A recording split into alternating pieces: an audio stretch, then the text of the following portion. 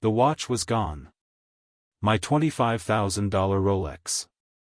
A reward I gave myself after 5 decades of sweat, sacrifice, and back-breaking work. And my son, my only son, looked me in the eye and said, "It probably wasn't worth that much, Dad. You're just forgetting things again." His wife didn't even bother to speak. She just smirked. That smirk, it told me everything. I didn't need proof. I raised that boy. I knew when he was lying. And as I sat in my kitchen, staring at the empty velvet box, I made up my mind. They weren't getting away with this. Before we continue, I'd love to know, where are you watching from today? Comment below. There was a time when my son, Michael, used to run to the door when I came home from work. His little legs barely kept up with his excitement, and his arms would wrap around my knees like he was holding on to the whole world. "Daddy's home," he'd shout, while Marjorie stood behind him, smiling with her apron still on, smelling of cornbread and lavender. That was my world. That tiny living room, our boy, her eyes, I could have lived 1,000 lives and none would compare. I worked at the mill just outside of town. 50 years, rain or shine. I started as a machine operator, then moved up to floor supervisor, but I never once sat behind a desk. I liked it that way, hands dirty, back sore, but honest. Marjorie understood. She packed my lunch every day, left little notes inside. Things like, "One more day closer to retirement," or, "Your boy got a gold star today." That woman gave her whole life to making ours better. Michael had everything he needed. Not everything he wanted, we couldn't afford that, but everything he truly needed. Warm meals, clean clothes, bedtime stories. Marjorie read to him every night. When he was old enough, I'd take him fishing out by Cedar Lake. He never liked the worms, but he liked the silence, the way the water made everything else seem far away. We taught him values. Respect, honesty, hard work. Every Saturday morning, he'd help me clean out the gutters or rake the leaves. He used to say, "Dad, when I grow up, I want to be just like you." I never told him this, but that line made me cry the first time he said it. I'd wait until I was alone in the garage and just let it out. When he turned 18, I surprised him with an old pickup I'd been restoring for months. He cried. He actually cried and hugged me so tight I couldn't breathe. Said it was the best day of his life. I remember thinking, this boy will never turn his back on me. He knows what love is. We paid for his college. Every penny. Not because we were rich, far from it, but because I worked weekends and Marjorie gave up her dream of opening a quilt shop. He got his business degree and graduated with honors. We cheered so loud at that ceremony, people turned around to look. I didn't care. That was my boy.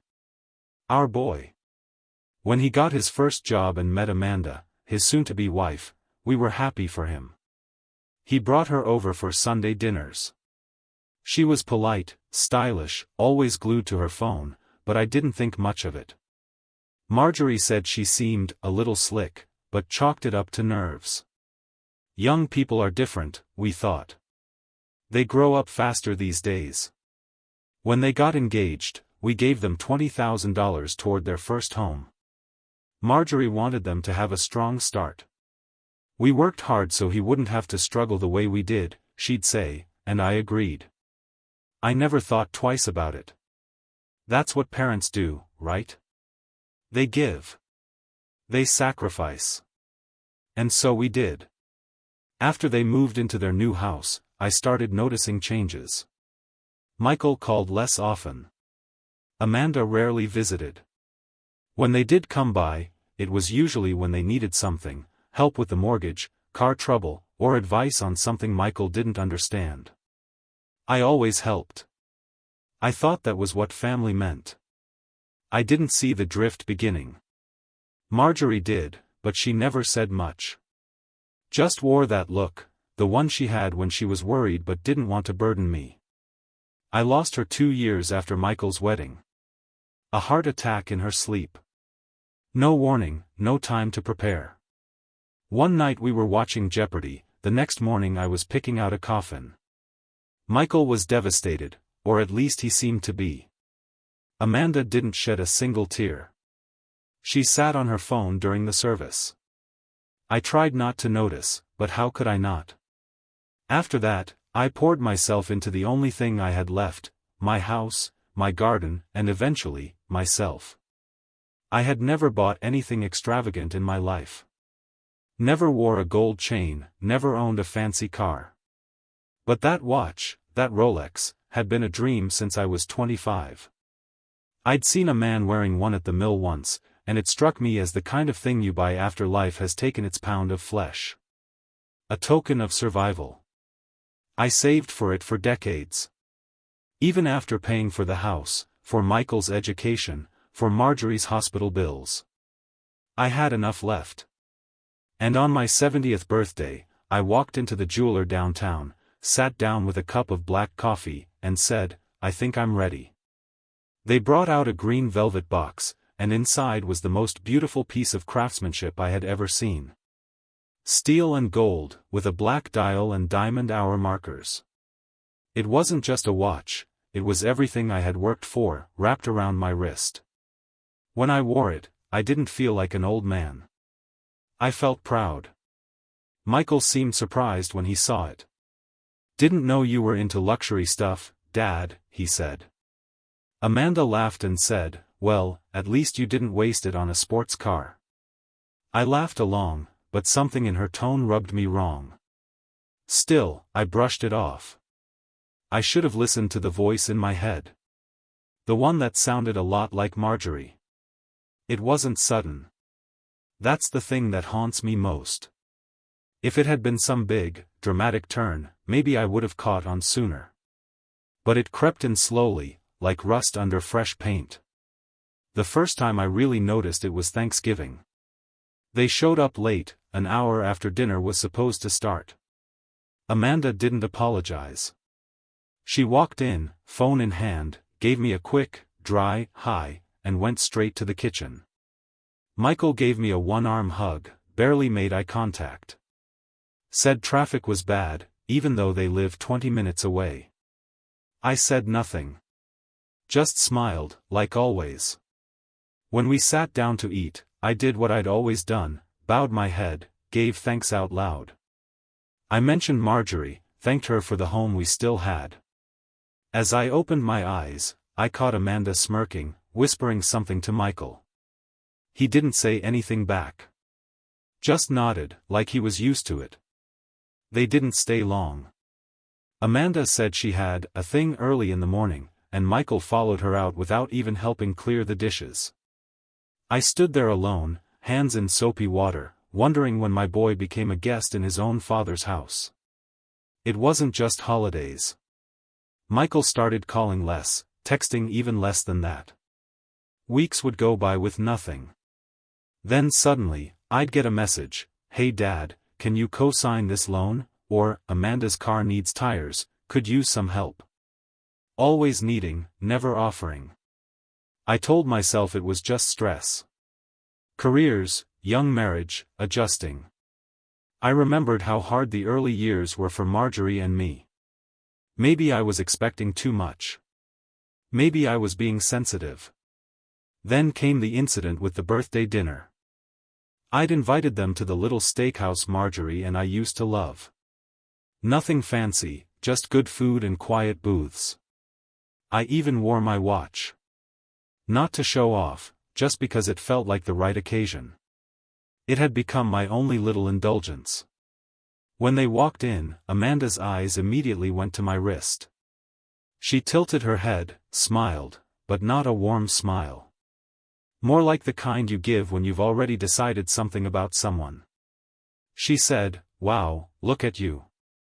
Trying to impress the waitress, huh? Michael chuckled. Not a deep laugh, just a soft, awkward one. Then he said, didn't know you still had that thing, Dad. Must be worth a small fortune. I said, it's not about the money. It's about what it means to me. Amanda leaned in and whispered loud enough for me to hear, "I mean, it's a bit much for a retiree, don't you think?" Her nails clicked on her wine glass as she stared at it. I should have walked out then. But I stayed. Paid the bill. Smiled like nothing happened. After that night, something shifted in me. I started watching more closely. Noticing the way they looked at things in my house, the antique clock, the china cabinet, the rifle mounted over the fireplace. Amanda once asked casually, "So, who's getting all this when you're gone?" I laughed awkwardly and said, "Hopefully I'm around long enough to decide that." She just smiled. Right. Then, the mail started getting weird. Bank statements that used to come only to me were suddenly addressed to both me and Michael. I never added his name to my accounts. I called the bank. Someone had inquired about my holdings. They said Michael had called, pretending to be me. I didn't confront him. Not yet. I wanted to believe there was an explanation. But explanations stopped making sense. One evening, I caught Amanda walking through my garage while Michael was helping me with a leaky faucet. She said she was just looking around, but her eyes were scanning everything like she was taking inventory. I stood there, holding a wrench, and for a split second, I felt like a stranger in my own home. I brought it up later, lightly. I said, "Amanda sure seemed interested in the garage." Michael shrugged. "She's just curious. You've got some cool old stuff." "Yeah," I said. "Stuff that's not for sale." He looked at me, expressionless. Then changed the subject. The final nudge came during a call with one of Marjorie's cousins, Eleanor. She's in her 80s now, still sharp as ever. She said Amanda had approached her at a family picnic, one I wasn't invited to, asking questions about my will. "Do you think he'll leave the house to Michael?" she'd asked. "Or maybe he's giving it to the VA or something dramatic like that." Dramatic. That word stuck with me. Because to Amanda, everything I owned was dramatic. Over the top. Unnecessary. And if it wasn't going to her, it was a problem. I went into my bedroom that night, closed the door, and opened the small drawer where I kept the watch box. I'd taken it off before gardening that day. When I opened it, everything was fine. Watch sat there like always. But I couldn't shake the feeling that it had been moved, the cushion wasn't quite in place, the clasp slightly open. I closed the drawer slowly and locked it. For the first time in my life, I started locking things in my own home. Not because of burglars. But because of family. And still, some part of me hoped I was wrong.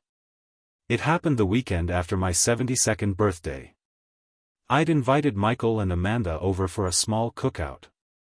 Nothing big, just burgers, a few ribs, iced tea, and that old charcoal grill I'd kept running since the 1980s. The kind of day Marjorie used to love, simple, sunlit, full of warmth. They showed up late again, of course. Amanda brought one of those bland supermarket pies and handed it to me like she was dropping off dry cleaning. Michael gave me a side hug and muttered, "Hey, old man." I laughed it off, like always. But it didn't feel like a joke this time. It felt like a dismissal. We ate out back on the patio. Michael barely touched his food. Amanda scrolled through her phone most of the time. They both kept looking at the house through the sliding glass door. I asked Michael about work, but he just shrugged and said things were competitive.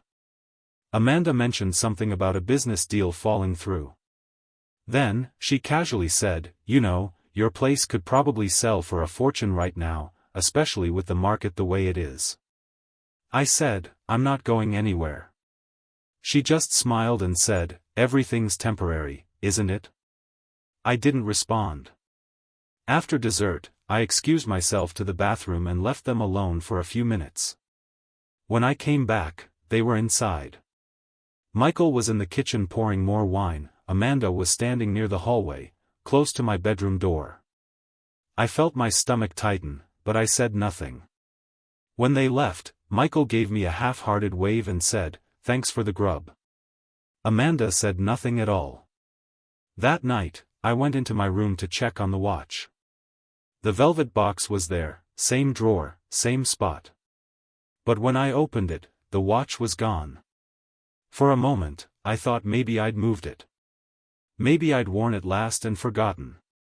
I searched the closet, the bathroom counter, the dresser, the kitchen table. I even looked in the laundry basket. Nothing. I went back to the box and stared at the empty cushion. My chest went tight. That kind of tight where breathing feels like lifting weights. I stood there, alone in the quiet of my house, and whispered, "No." The next morning, I called Michael. "Hey," I said, trying to keep my voice steady. "You didn't happen to see my watch yesterday, did you?"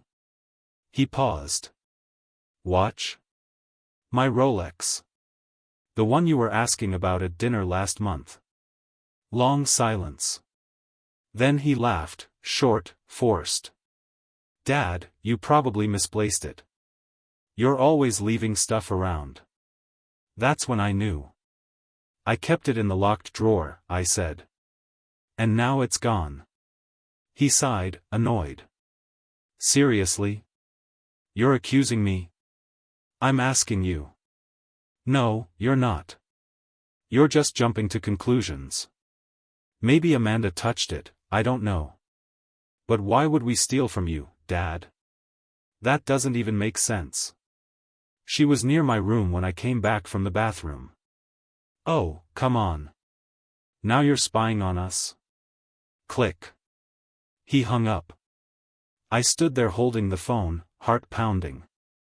I felt cold. Not the kind of cold you get from weather, the kind that creeps in from the inside. The kind you get when you realize something you loved has been rotting under your nose. I waited a day. Then two. No call back. No apology. Nothing. I told myself maybe it would turn up. Maybe I'd find it in some coat pocket or under the bed. I turned the house upside down. Checked every drawer, every cushion, even the crawlspace. It was gone. So I went to the jeweler. "Do you keep records of serial numbers?" I asked. "Absolutely," he said, flipping open his ledger. "Your purchase was, here we go." "Yep, we've got the full details right here." I asked if there was any way to track it, in case someone tried to pawn it. "Well, only if they bring it somewhere official," he said. "But you'd be surprised how many high-end watches get sold quietly these days. Online, peer-to-peer, no questions asked." I left the store sick to my stomach. I went home and sat in the living room. No TV. No music. Just silence. I looked around the house, at the photo of Marjorie by the fireplace, at the empty coat rack, at the worn spot on the carpet where her rocking chair used to be. And I realized something that broke me more than the theft. It wasn't just that they stole from me. It's that they knew what it meant. That watch wasn't just expensive. It was mine. It was the one thing I bought for myself after a lifetime of giving. And they took it. Casually. Without guilt. That kind of betrayal doesn't come from strangers. It comes from people who used to run into your arms. From people you taught how to walk, how to tie their shoes, how to tell the truth. I called Eleanor, Marjorie's cousin. "I think Michael took my watch," I told her. She paused, then said, "I'm sorry. But I'm not surprised." That hurt more than I expected. "I thought I raised him better," I whispered. "You did," she said gently. "But he chose differently." I didn't cry. I couldn't. My body felt too stiff, too hollow. Later that night, I got a text from Amanda. Just 3 words, "Drop it, please." No greeting. No explanation. Just that. I stared at the screen for a long time. And then I opened my file cabinet. Inside was the deed to their house. The house I co-signed. The house I'd poured $20,000 into and still held legal rights over. And that's when the thought came. Not out of anger. Not out of revenge. Out of clarity. They thought they'd won. They had no idea who they were dealing with. A few days passed after Amanda's text, "Drop it, please." And the silence that followed was louder than any argument we could have had. Michael didn't call. Didn't show up. No apologies, no explanations. Just absence. Like they'd stolen from me and decided that was the end of it. I didn't respond to the message. Instead, I started paying attention. For years, I'd been generous to a fault, helping them with bills, giving freely, trusting blindly. But now I saw things through a different lens. One that didn't have love blurring the edges. It started with the mail again. I noticed a strange envelope on my porch one morning, addressed to Michael, but with my home address on it. It looked official, so I opened it without thinking. Inside was a bank statement, not mine. Theirs. I stared at the numbers, and my heart sank. Overdrawn. Multiple credit cards maxed out. A pending loan application. Then, the next week, I overheard something I wasn't meant to hear. I was at the pharmacy, waiting for a refill, when Amanda's voice drifted in behind me. "He's just sitting on that property. If he kicks it tomorrow, we're stuck waiting on probate. We need to get him to move faster." I turned my head slowly. She was near the greeting cards aisle, phone pressed to her cheek, oblivious. I stepped back behind a shelf and listened. "I don't care what he says, he's getting forgetful. We could talk to someone. Maybe even have him evaluated. If we play it right, we could get medical power of attorney. Michael's already looked into it." I nearly dropped my cane. They weren't just ignoring me. They were planning around me. Planning for me. Plotting how to take what they didn't earn and twist the law into their own weapon. I left the pharmacy without picking up my medicine. Drove home with my hands shaking. When I walked through the door, I headed straight to the cabinet and pulled out Marjorie's photo. I just stood there, staring at her face. "I'm so sorry," I whispered. "I should have seen it sooner." The flashbacks came hard that night. Her voice, her laugh. The way she used to fold laundry while humming that old tune from our wedding. The time she warned me, years ago, "Be careful how much you give. Not everyone sees it as kindness. Some see it as permission." I sat in my recliner, clutching the watch box, still empty, and let those memories bury me for a while. I remembered when Michael was a boy, how he used to beg for stories before bed. He'd say, "Tell me one about when you were little, Dad." And I'd smile, tuck him in, and tell him about the time my father took me fishing with a piece of string and a bent nail. We caught nothing, but I still call it the best fishing trip of my life.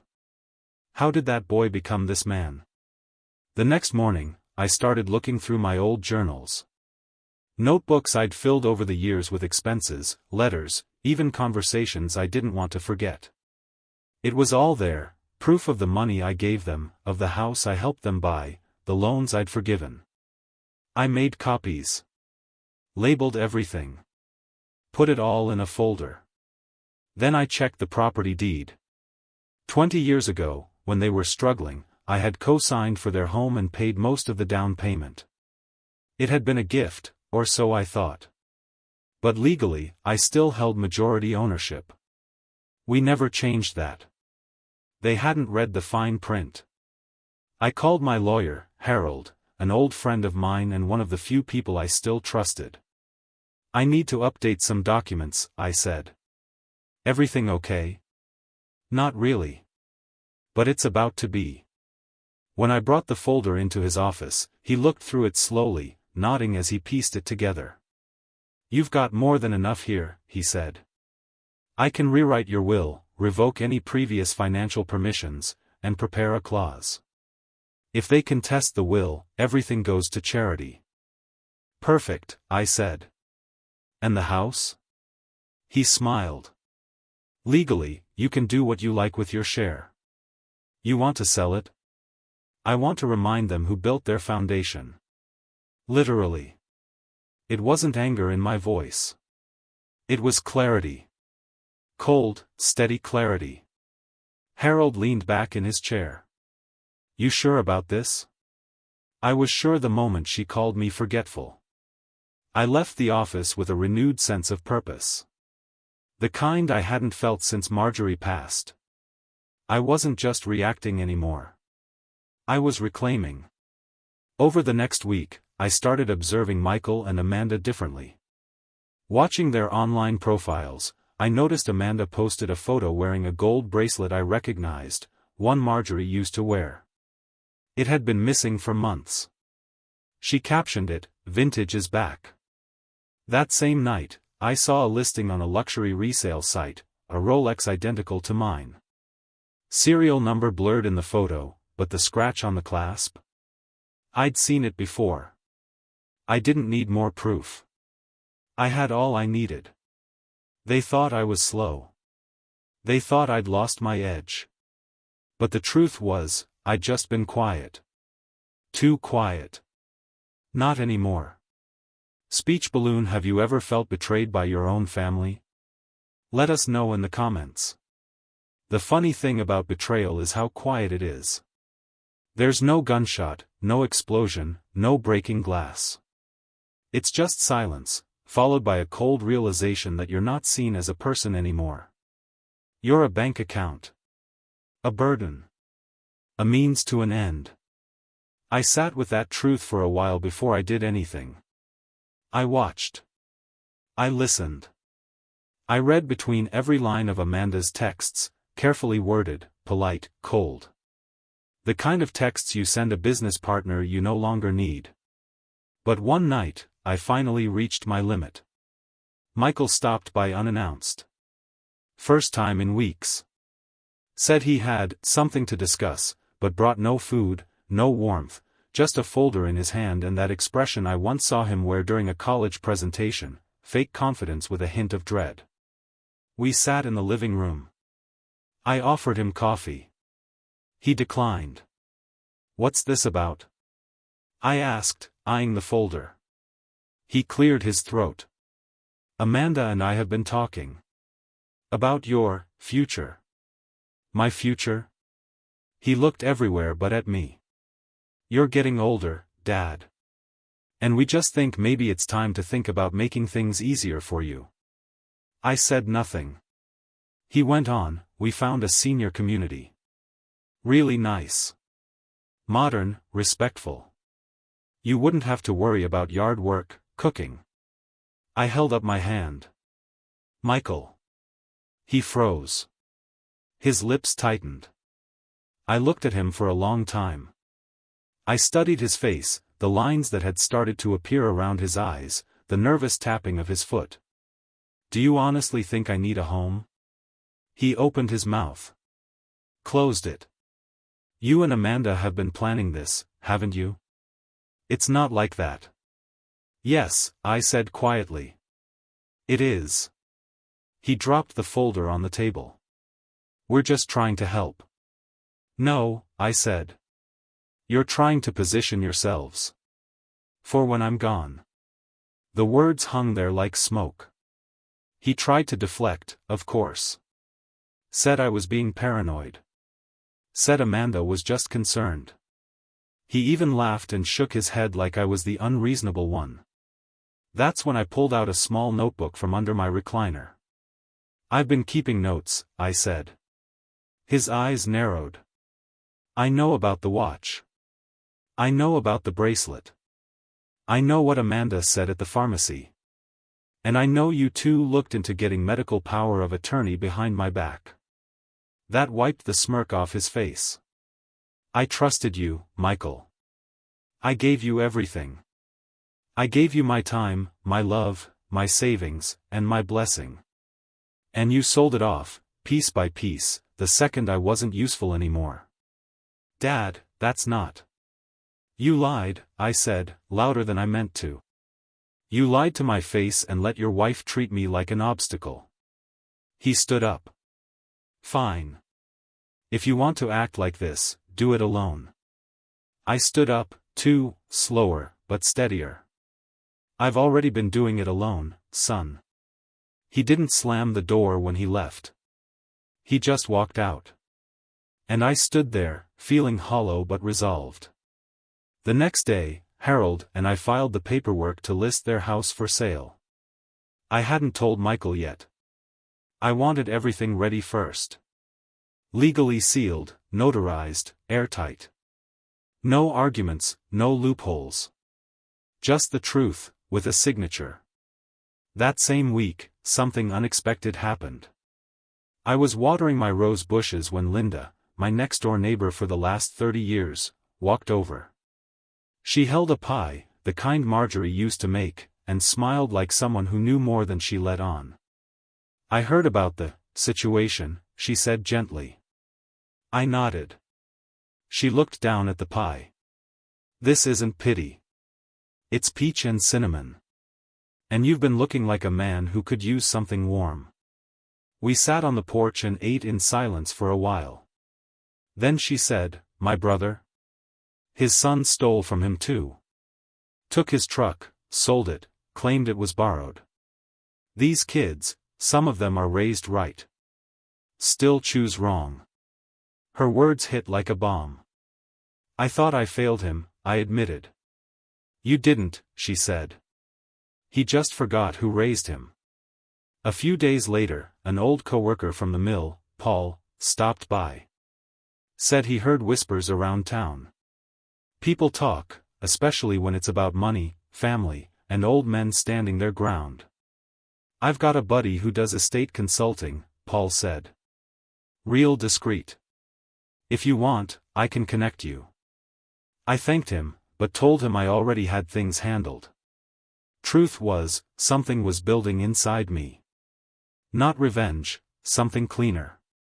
Something like justice. Emotional justice. I wasn't planning to ruin them. I was planning to remove myself from them. To cut the cord they thought they controlled.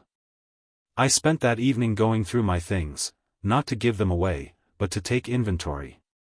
My house was still mine. My life was still mine.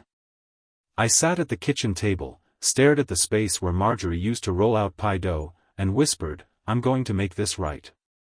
She didn't answer, of course. But I felt a peace I hadn't felt in years. And so I sat down, pen in hand, and wrote a letter. To Michael. Not to yell. Not to shame. Just to say, I remember the boy you were. I mourn the man you've become. And I will no longer protect your choices with my silence. The office smelled like lemon polish and old books, the kind of place where decisions feel heavier than the paper they're written on. I sat across from Harold, the lawyer I've known since we were both in our 30s. He'd helped me and Marjorie write our first will when Michael was still in diapers. Back then, everything we owned fit in one modest folder. Now, the documents in front of us felt like the full weight of a lifetime, homes, savings, heirlooms, and trust, bruised and broken. You sure you're ready to do this? Harold asked, tapping his pen against the desk. I've never been more sure of anything. He nodded and flipped to the first page. We'll revoke the previous version. This one supersedes all others. Just say the word. Say it, I said. And just like that, I removed Michael from the will. It felt like betrayal, not toward him, but toward the memories. The fishing trips, the bedtime stories, the hand-holding in parking lots. But feelings aren't facts. And the fact was, the man he'd become would sell off my legacy the minute my back was turned. No hesitation. No shame. I had to protect what Marjorie and I built, even if that meant protecting it from our own blood. I leaned forward. Add a clause, I said. If this will is contested in any way, all assets go to charity. Veterans housing, preferably. Harold raised an eyebrow. That's airtight. Are you sure? He doesn't get to drag this through court, hoping I left a crack open. Harold made the note. Anything else? Yeah. The house, I said. There's. You still want to move ahead with the sale? Absolutely. But I want it in writing, that I held majority ownership. That it was my investment, not a gift. Not a handout. He smiled. We've got the documents to prove that. He reached into a drawer and pulled out the original deed I'd signed 20 years ago, co-signing the loan and putting down more than 2/3 of the down payment. Michael had never once paid me back. Not once. I never asked him to. I thought love didn't come with a bill. But apparently, to him, neither did theft. Harold continued drafting as I watched the words come to life on the screen, clinical, emotionless words that spelled out decades of trust turned cold. Still, there was power in it. A strange kind of peace. I wasn't acting out of rage. I was acting with purpose. When everything was finalized, I picked up the pen. My hand trembled just slightly, not from age, but from the weight of the moment. Then I signed. One letter at a time. One heartbreak at a time. Afterward, Harold leaned back and folded his hands. What are you going to do now? Live, I said. On my terms. Without pretending. He smiled sadly. You know, most people don't get the courage to do this.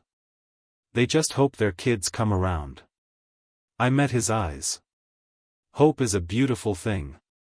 But sometimes it turns into denial wearing perfume. As I left the office, the wind outside felt different, cleaner, sharper, like the air after a long storm. I took the long way home, driving past the park where Michael used to play as a child. I pulled over, watched the swings sway in the breeze, and thought about that little boy. The one who used to shout, "Higher, Daddy," like I could push him to the sky. I missed him. God, I missed him. But that boy was gone. And the man who took his place had looked me in the eye, lied, and let his wife treat me like old furniture. Disposable. Replaceable. Back home, I placed the new will in the lockbox, next to the empty watch case. I thought about tossing that box, but something made me keep it. A reminder, maybe. That not everything precious stays in your life. That some things disappear, and what you do after they're gone defines who you are. I sat in the garden after that, the sun warming my face, and remembered Marjorie's favorite saying, "If the roots are strong, the wind can't break you." She was right. The wind had come. But I was still standing. A few days later, I got a voicemail from Michael. First contact since the confrontation. "Hey, we need to talk. I think there's been some kind of misunderstanding. Amanda's really upset. We just want to clear the air." Clear the air. The arrogance of that sentence hit me harder than the betrayal. As if I was confused. As if I'd imagined it. As if years of manipulation could be washed away with a 5-minute conversation and a shrug. I didn't call back. Instead, I called the realtor. We scheduled the listing date. Then I called the VA office and asked about donation options for property proceeds. The woman on the line was patient and kind. "We have transitional housing programs," she said. "Your contribution could make a real difference." "Good," I said. "That's what I want. Because if my own son couldn't honor what I gave him, then maybe strangers could. Maybe someone who actually needed a roof would treat it like more than a trophy." Before I hung up, I asked, "Do you ever get donations from fathers?" She paused. "More often than you'd think." That night, I slept well for the first time in months. Not because everything was fixed. But because I finally stopped hoping it would fix itself. It was a Tuesday morning when the final line was crossed, not gently, not subtly, but with the kind of arrogance that told me they thought I was done. That I was out of moves. And that, perhaps worst of all, I was too old to fight back. I was sipping my coffee on the porch, watching the morning mist rise off the hedges, when I got a notification on my phone. I don't usually check social media, barely know how to use it, but I'd made a habit of watching Amanda's posts. She was careless that way. Oversharing, showing off, speaking like the world owed her applause. This one stopped me cold. It was a photo of her and Michael, sitting in a luxury restaurant. Champagne glasses, expensive lighting, big toothy smiles. The caption read, "Manifesting the next chapter. Older generations had their time, now it's ours. Hashtag no more waiting, hashtag new beginnings." I stared at that caption. Not just the words, but the smugness underneath them. The entitlement. The implication that I was just some dusty obstacle standing between them and what they thought was theirs. The same day, I received a formal letter in the mail. It was from a lawyer, not Harold. Not someone I knew. They were petitioning for partial control of my estate. The letter used phrases like mental decline and concerns about long-term decision-making. And it was signed by Michael and Amanda. Together. They were trying to strip me of my autonomy. Put me under their legal care. They didn't even bother to call first. My hands trembled as I held the letter. I sat down slowly, the edges of my vision going dark for a moment. Not from fear, from fury. Controlled, steady fury. I opened the file cabinet again. Pulled out the folder with all the documentation, the will, the house deed, the notarized clause about contesting the estate. I laid it all out on the kitchen table like a war map. Then I picked up the phone. "Harold," I said. "It's time." He didn't ask for context. He simply said, "I'll make the arrangements." 2 days later, the papers were filed. The house was officially listed for sale, my ownership share publicly disclosed, and a stop was put on any further legal inquiries into my estate. Harold sent an official letter to Michael's lawyer. Any attempts to override this will be met with full legal resistance and public record exposure. That same evening, I pulled out an old canvas bag from the closet. It still smelled faintly of the workshop, sawdust, leather, oil. Inside were photographs, documents, and a small box of Marjorie's keepsakes. I laid each item out carefully, choosing what to keep and what to give away.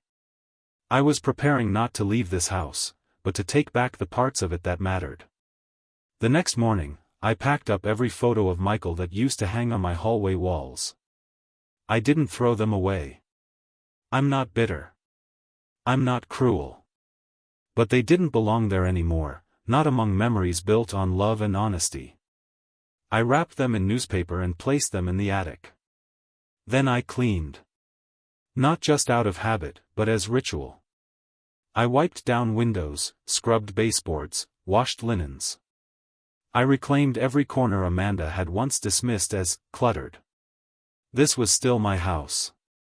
Marjorie's house. Not theirs. Never theirs. That weekend, I went to the post office and picked up a certified letter. Michael's name was on the return address. I opened it with shaking hands. It was a demand letter. Accusing me of deliberate financial harm by selling his house. Warning me that Amanda's parents were ready to escalate. That was it. No apology. No regret. Just escalation. I sat at the kitchen table for a long time. No tears this time. No shaking. I was beyond that. I was clear, sharper than I'd felt in years. It was done. I had nothing more to say.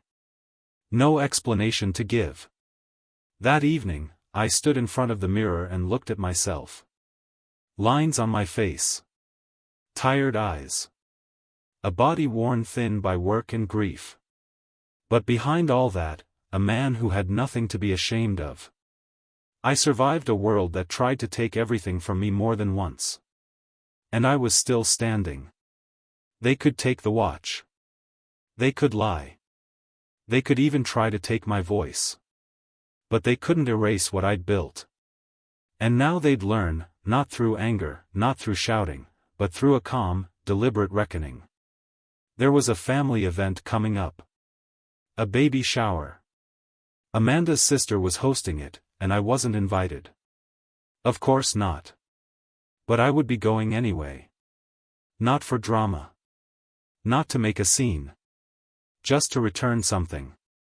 The truth. And a folder. A heavy one.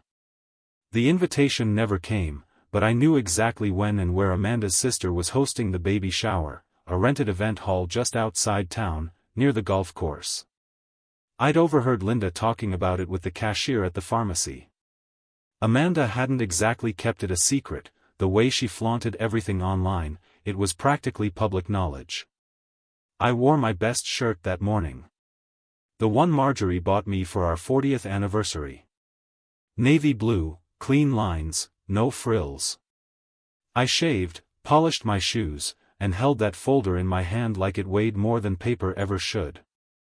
Inside it, the will, the house deed, the resale listing of my stolen Rolex, copies of their emails, Amanda's texts, the legal letter they tried to sneak through. I didn't come to make a scene. I came to speak the truth, once. I arrived 15 minutes after it had started. Cars lined the gravel parking lot, music pulsed gently through the doors. I stepped inside, unnoticed at first. Balloons, pastel decorations, a dessert table with 3-tiered cakes. Everyone in dresses and sport coats. And there, near the center of the room, laughing too loud and holding court, were Michael and Amanda. Amanda's back was turned when I walked in, but Michael saw me immediately. His face dropped. He moved toward me fast, cutting across the room like a man chasing a runaway secret. "Dad, what are you doing?" he hissed under his breath, eyes darting around. I didn't answer right away. I looked past him at Amanda, who finally turned and saw me. She didn't look surprised, more annoyed. Like I was a waiter who walked in off schedule. "You need to leave," Michael said, louder now. A few guests were watching us. I nodded politely to them and said, "I won't be long." Amanda approached. "This is not the time." "No," I said, "but apparently, the time never comes unless I make it myself." I raised the folder slowly and tapped it against my palm. "Everything you've been hiding, every lie, every stolen item, every legal move you made behind my back, it's all here." Michael's face turned pale. Amanda folded her arms, forcing a smirk. "This is pathetic," she said. I opened the folder and began to speak. Calmly. Not loudly, not angrily. Just with the clarity of someone who had waited far too long. "I co-signed the mortgage for your home. I funded the down payment. Legally, I own the majority. That house? It's no longer yours." Gasps. Silence. Amanda's sister muttered, "Wait, what?" I kept going. "My will has been rewritten. You've both been removed. If you contest it, the entire estate will be donated to charity. A veteran's home, actually. Somewhere people actually respect sacrifice." Someone dropped a glass. It shattered. Amanda stepped forward. "You can't do this. You're not well. This is exactly what we were talking about, you're confused." I looked her dead in the eye. "No, Amanda. I was confused. I thought raising a child meant he'd protect your legacy, not plot to steal it while smiling across a dinner table." Michael reached for the folder, trying to grab it. I stepped back. "Don't. Dad, we can talk about this. Please, just." I shook my head. "I tried talking. You hung up on me. Amanda told me to drop it. And then you tried to take control of my estate. Behind my back." People were watching now. Guests standing still, drinks untouched, the music turned down to a whisper. Amanda's parents looked like they wanted to crawl into the walls. "Consider this," I said, placing the folder gently on the gift table beside the pastel cake. "My final gift to you, the truth." Then I turned and walked toward the door. No one stopped me. No one clapped either. Just silence. And that was enough. Outside, the air felt cooler. Lighter. I sat in my truck for a few minutes before starting it. My hands were steady. My heart wasn't racing. For the first time in years, I had nothing to hide, nothing to explain, and nothing to regret. Later that evening, Harold called. "You did it?" "I did." He chuckled. "How'd it feel?" "Like breathing after being underwater." He paused. "You sure you're okay?" "I'm better than okay," I said. "I'm clean." That night, I didn't watch the news. I didn't stare at Marjorie's picture with grief in my throat. I made tea. I sat on the porch. And I let the silence speak peace. Brain, do you think the father made the right choice? Comment and don't forget to like and subscribe for more true life stories. They didn't call. Not that night. Not the next day. Not for a week after. And for the first time in a long while, the silence didn't feel like punishment. It felt like peace. I spent the following morning walking down to the creek that runs behind my property. Marjorie used to say it sounded like the voice of God, soft, steady, unbothered by noise or pain. I stood there, watching the current drift over stones smoothed by time. I let my feet sink into the muddy edge and listened to the birds carry on like nothing ever broke. Michael and Amanda's world was likely spinning, calls to their lawyer, outrage to their friends, maybe even another manipulative post online about betrayal and entitled parents. I didn't care. I didn't check. What could they say that would matter now? The town started buzzing a few days after the baby shower. People talk in small towns. Especially when something like this happens, a father selling his son's house, publicly cutting ties. Some folks whispered that I'd gone too far. Others clapped me on the back at the hardware store and said, "About time someone stood up to kids like that." But most just gave me long, careful looks, as if they didn't quite know whether to pity or admire me. Linda brought over more pie, cherry this time, and sat with me on the porch. "You stirred the pot, Harold," she said with a dry smile. I nodded. It needed stirring. She was quiet for a while, watching a pair of squirrels chase each other along the fence. "You know," she finally said, "there's a difference between loneliness and solitude." "What do you mean?" "Loneliness feels like a hole," she said. "Solitude feels like a choice." "Sounds like you finally chose." I thought about that for a long time after she left. Because the truth was, I had felt lonely before. When Michael stopped calling. When Amanda's smirks replaced real conversation. When I sat alone in the house that used to echo with Marjorie's laughter. But now? Now I chose this stillness. I wasn't waiting anymore. I wasn't hoping for apologies or pretending things could go back to the way they were. That part of my life, the waiting, was over. I walked through the house differently now. I wasn't looking at what was missing. I was noticing what remained. The corner where Marjorie's sewing machine still sat, even though the pedal was stiff and the thread long dry. The little notches in the doorframe where we used to measure Michael's height every year on his birthday. The tiny crack in the kitchen tile, the one we swore we'd fix but never did because we liked its imperfection. It all felt like mine again. One afternoon, I received a handwritten letter. Not from Michael. It was from my cousin's grandson, Adam, a polite, quiet boy who'd grown up hearing stories about old Harold with the firm handshake and louder laugh. I hadn't seen him in years, but he'd heard about what happened. His letter read, "Uncle Harold. I just wanted to say I'm proud of you. You don't know this, but when I was a kid, I always admired how you treated people. Even at your grumpiest, you were fair. I hope I have half your spine when I'm your age. If you ever need help with anything, even yard work, I'm just a drive away. I folded the letter and placed it in the drawer beside Marjorie's favorite pen. It reminded me, family isn't always blood. Sometimes it's the people who show up without being asked. A few days later, Paul from the mill dropped by again, holding a six-pack and an envelope. You still drinking root beer, you old mule? I grinned. Only if it's cold. We sat out back, watching the sky turn pink with sunset. Paul handed me the envelope. What's this? Guy I told you about, runs that veterans housing charity in the city. Says if you're still serious about donating property proceeds, they'd name a wing after Marjorie. I blinked. A whole wing? Paul nodded. She was a nurse, right? They want to use it as a recovery space.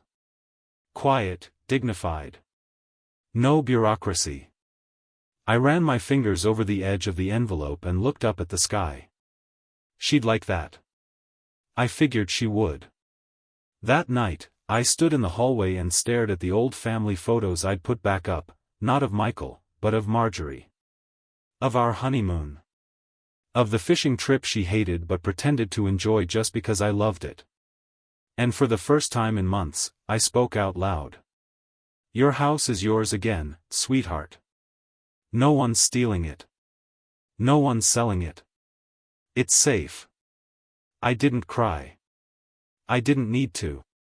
My chest felt full, not heavy. The silence in the house no longer echoed with absence. It hummed with purpose. And somewhere inside me, a new thought took root. Maybe this place doesn't have to be a museum. Maybe it could be more than a memory. Maybe it could serve again. The idea started as a whisper. Nothing grand or dramatic. Just a quiet thought that returned to me one morning as I was folding laundry and glanced at the spare bedroom, the one that used to be Michael's, the one that had been collecting dust and silence for years. What if this place didn't have to die with me? It wasn't about legacy anymore. That word had become tainted, bruised by greed. No, this was about usefulness. About making the walls mean something again. That afternoon, I drove into town to the Veterans Outreach Center. I hadn't been there in a while, not since they hosted Marjorie's memorial flag ceremony. A young woman named Danielle greeted me at the front desk. Mr. Hargrove? We've heard about your offer. Your name's come up a lot this week. Oh? I raised an eyebrow. She smiled. Word spreads fast when someone actually follows through on helping. Most folks talk. You moved. I sat with their director, a soft-spoken man named Reggie who wore a patch on one arm and empathy in his eyes. I want this house to matter, I told him. I don't want it to be sold, torn down, or left to rot. I want it to help. He leaned forward, curious. What do you have in mind? I laid it out, turning the house into transitional housing for aging veterans, those who'd served but now had nowhere to go. A place with dignity. No bunk beds, no cots in gymnasiums. Real rooms. Real meals. A real home. Reggie listened quietly, nodding slowly. You'd be surprised how many guys we've got who'd give anything for just one quiet room, he said. Some of them just need a few months. Some need a place to die in peace. I looked around the office, at the photos on the wall. Men in uniforms. Smiles with missing teeth. Honor, pride, and pain. Then let's do it, I said. The next week was a blur. I hired a contractor. Told him to fix the roof, gut the water heater, repaint the walls. I emptied out Michael's old room, cleared the attic, donated everything in the garage that wasn't tied to Marjorie's memory. I worked harder in those weeks than I had in years. Every morning, I woke up with sore knees and a clearer mind. Linda brought over baked goods and sometimes dinner. She said I looked 20 years younger with a hammer in my hand. "I think Marjorie would have liked this version of you," she joked. "She'd have told me to pace myself and drink more water." She was always the wise one. By the third week, the contractors had transformed the space. Fresh floors, new fixtures, proper insulation. It no longer looked like a grieving man's house. It looked like something alive.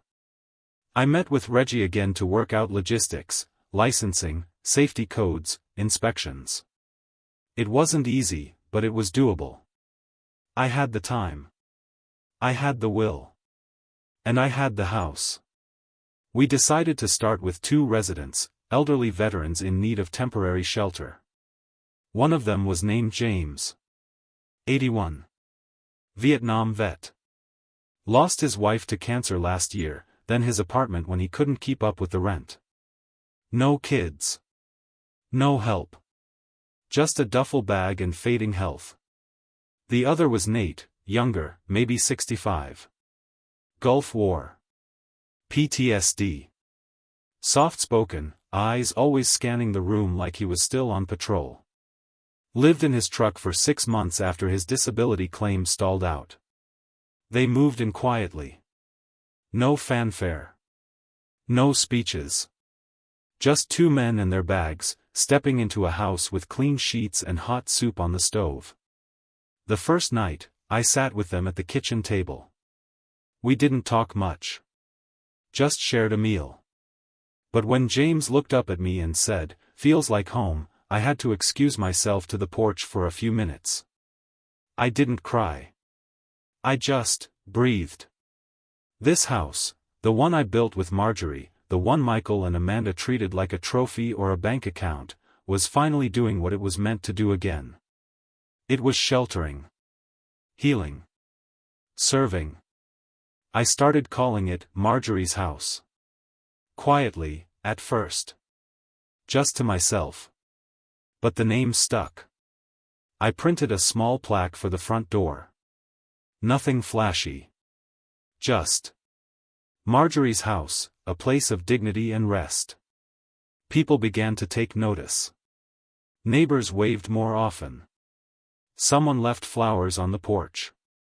The pastor from the local church stopped by to shake my hand and asked if we needed donations.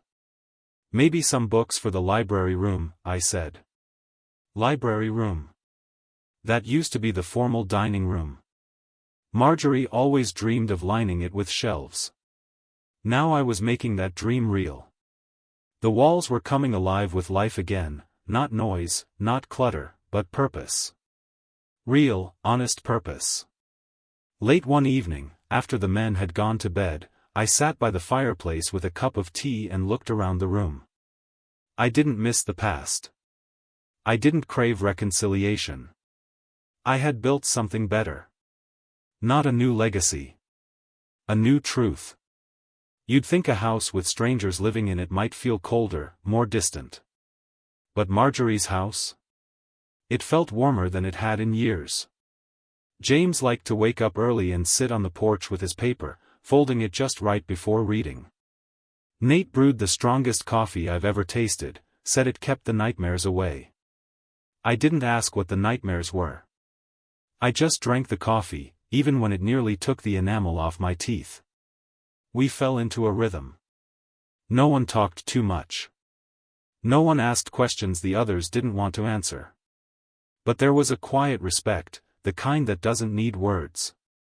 And for the first time since Marjorie passed, the house didn't echo with absence. It buzzed gently with presence, creaking floorboards, soft footfalls, forks clinking on plates. It felt lived in. Alive. And I found myself looking forward to small things again: breakfast at 7, the smell of Nate's coffee, James humming to himself while watering Marjorie's garden. I even started writing again. Not just notes or lists, real thoughts. Letters to Marjorie I'd never send. Memories I didn't want to lose. It was midweek when the knock came. Not Amanda. Not Michael. It was Lily. My granddaughter.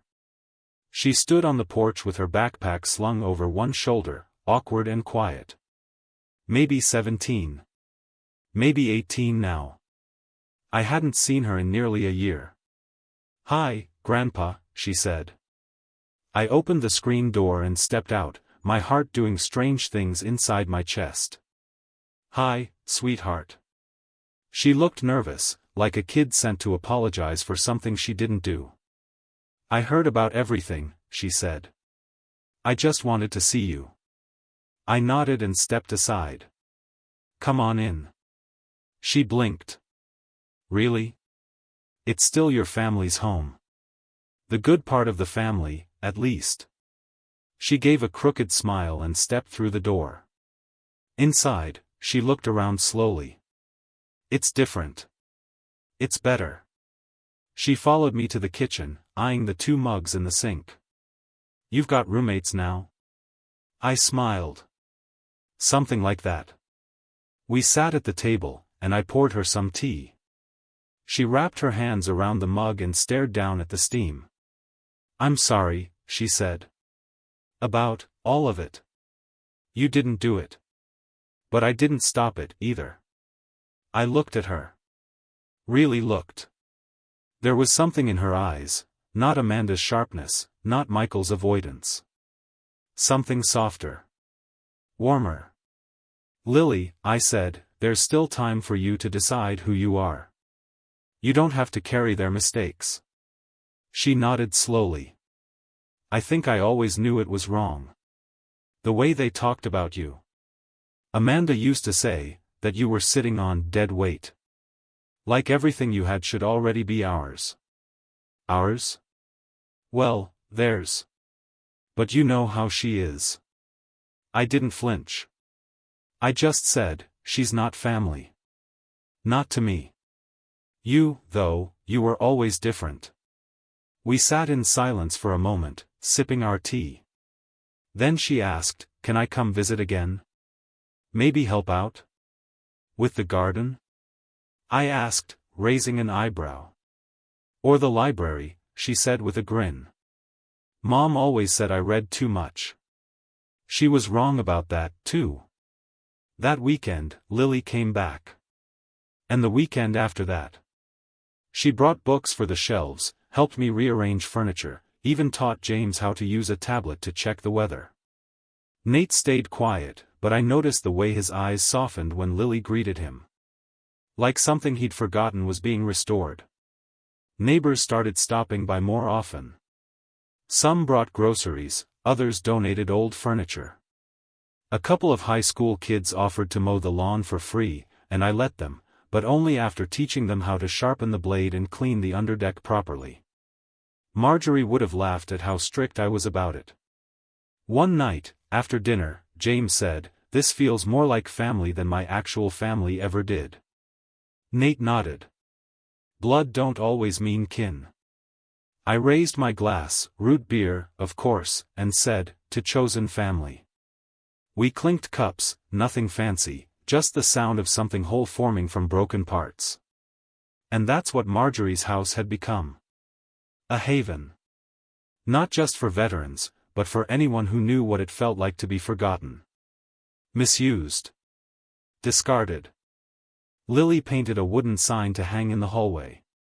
It read, "Real family shows up. Real family stays." And underneath it, she signed her name in tiny script. Later that night, I found myself sitting in the living room, watching the light flicker against the walls, thinking about Michael. I didn't miss him. I missed what could have been. But what I had now, that was real. That was enough. It was early evening when the knock came. Not loud. Not rushed. Just tentative. I was in the back, helping Nate adjust the bookshelf that was starting to lean again. James was out for a walk, and Lily was in the garden, trimming the rose bushes with the care of someone who understood what they meant. When I opened the front door, I saw a face I hadn't looked at in weeks, not in person, anyway. Michael. His shoulders slouched, eyes sunken, beard growing in patchy. His mouth opened like he had something to say, but no words came out at first. "Hi, Dad," he finally whispered. I didn't move. I didn't speak. He shifted his weight from one foot to the other. I know I'm the last person you want to see." That was true. "I'm not here to argue," he added quickly. "Or to fight. Or demand anything. He stopped. Looked down. "I just wanted to see it. The house. What you did." I nodded once, slowly. "It's not your house anymore." "I know." A long silence passed between us. Behind me, I heard Nate's slow footsteps in the hall. He stopped when he saw Michael, nodded once, and quietly disappeared into the kitchen. Lily peeked from the garden gate, eyes narrowing, but I gave her a small shake of the head. "Not now." Michael looked around the porch. "You painted it. Fresh coat. Doesn't cover the cracks, but it helps." He looked down at his shoes. "I'm sorry." I let those two words hang in the air. Let them sit. "Sorry for what?" I asked, voice calm. Controlled. "For all of it," he said. "The watch. The house. The lies. I didn't realize how far I'd gone." "No," I said. "You did. You just thought I wouldn't stop you." He nodded slowly. Yeah, I did." He looked older. Not in the way time ages us, but in the way guilt does, chewing from the inside out. "Amanda's gone," he said, not looking at me. "Gone? Left.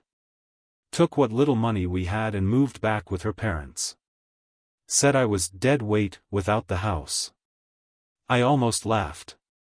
"But I didn't. I guess I deserve it," he added. "Deserve or not, you built it," I said. "One decision at a time."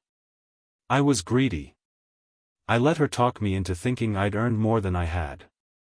"You weren't raised like that." "No," he whispered. "I wasn't." I stepped out onto the porch, crossed my arms, and looked at the sky. It was just starting to turn. That orange-pink blend Marjorie used to call cotton skies. Michael sat on the steps. "I didn't come to ask for anything," he said. "I know I've burned it all down. I just wanted you to know that I remember." "Remember what?" He looked up at me, and for a second, just a flicker, I saw the boy he used to be. The stories. The fishing trips. The birthday with the pickup truck. The smell of Mom's apple pie.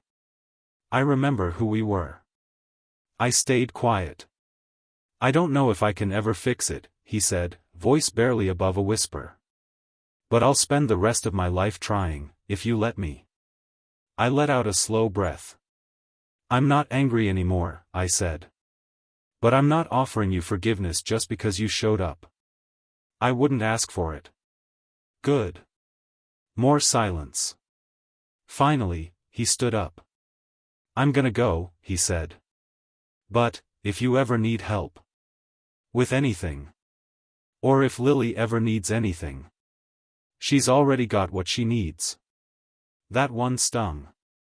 I saw it in his eyes. He nodded. Then turned and started walking down the drive. Just before he reached his car, I called out.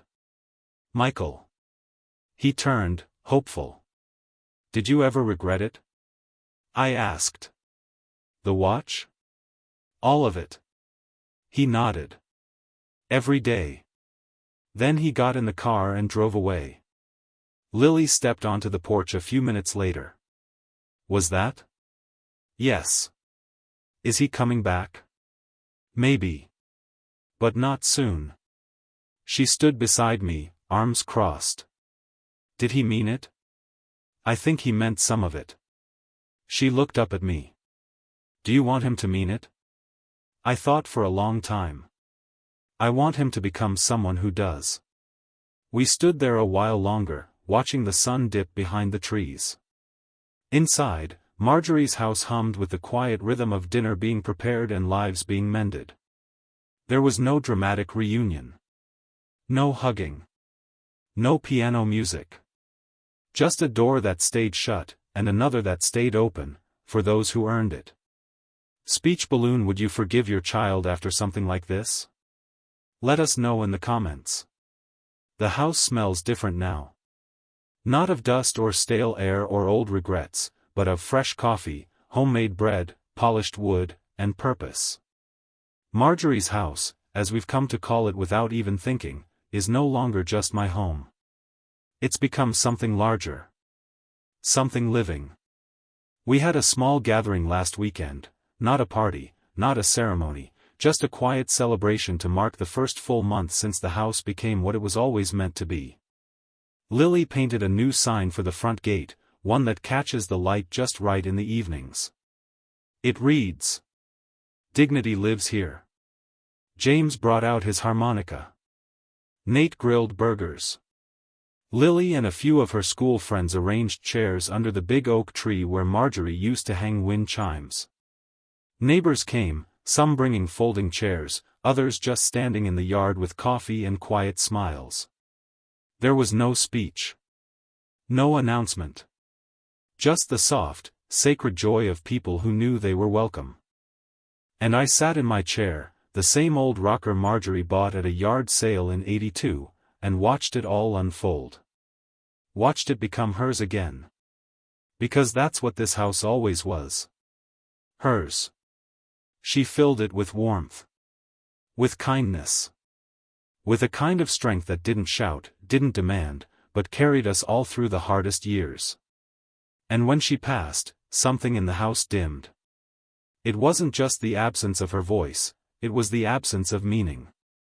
Michael and Amanda tried to turn this house into a trophy. Into a transaction. Something to take, to sell, to pocket. But now? Now it's filled again, with service, with stories, with real family. Lily's been helping me scan old photos into digital albums. She's good with computers, says she wants to major in archival science or something to do with history. I told her that sounded fitting. She said, "It's your stories I want to keep, Grandpa. Not just your stuff." I didn't say anything. But later that night, I cried in the hallway. Quietly. With gratitude. The veterans, James, Nate, and two more who've recently moved in, have made the place whole in a way I didn't expect. There's laughter again. Teasing over burned toast. Debates about baseball. One of them, Hank, insists vinyl sounds better than digital and plays old jazz records after dinner. And you know what? He's right. There's even a routine now.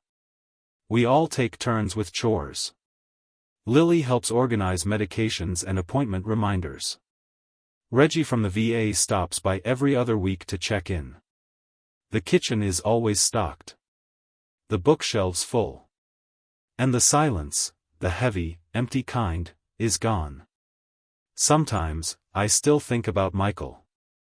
About the day he came back. The way he looked when he said, "I remember." And I wonder if remembering is enough. He hasn't been back since. But Lily said he texted her once, just a simple, "I'm glad you're there. Take care of Grandpa." I told her she didn't have to tell me that. But she said, "I thought you'd want to know he hasn't disappeared."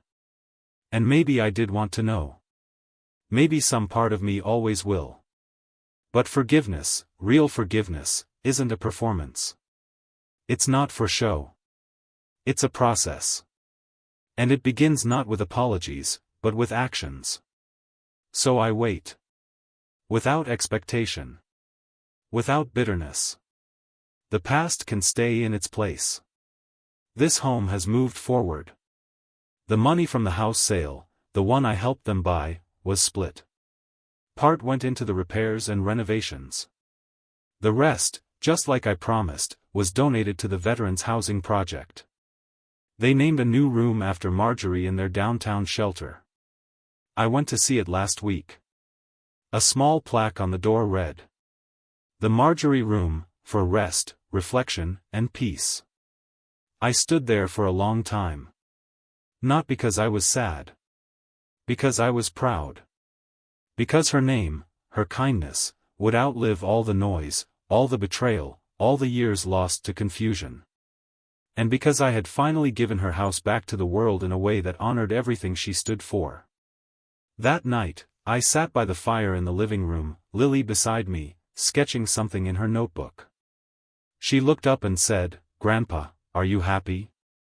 I didn't answer right away. I thought about all the losses, the lies, the heartbreak. Then I thought about this house. About the laughter now echoing through the halls. About the men who call it home. About the girl who calls me Grandpa with warmth in her voice. "Yes," I said at last. "I think I finally am." She smiled, and the fire crackled. And just before she turned back to her sketch, she said, "Marjorie would be proud of you." I looked at the flames, flickering gently like old memories made new. "She always was," I said. "And this house, her house, will never forget her again."